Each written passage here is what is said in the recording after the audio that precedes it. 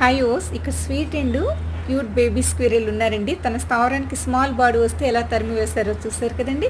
ఇప్పుడు ఒక టెన్షన్తో టేకుపళ్ళు తినేస్తారండి. తినాలని తినడం లేదండి, టెన్షన్తో తినేస్తున్నారండి. మనమన్నా టెన్షన్గా ఉండేటప్పుడు ఎక్కువ ఫుడ్ తీసుకుంటాం, మనం గమనిస్తూ ఉంటాం కదండి.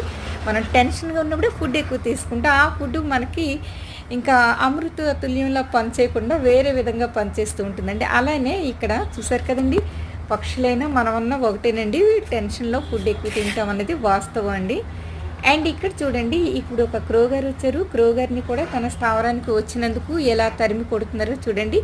పక్షుల్లోని జంతువుల్లోని ఉన్న ఒక ప్రత్యేకత ఏంటంటే అండి, అవి తమ స్థావరానికి ఏ బర్డ్ వేరే అనదర్ ఏ బర్డ్ వచ్చినా రానివ్వండి. అలానే జంతువులు కూడానండి. ఎక్కువగా పక్షులైతే నేను చూస్తున్నాను కాబట్టి ధైర్య సాహసలక్ష్మి పోరాటం చేసి గెలుస్తాయండి, రానివ్వవు. Thanks for watching.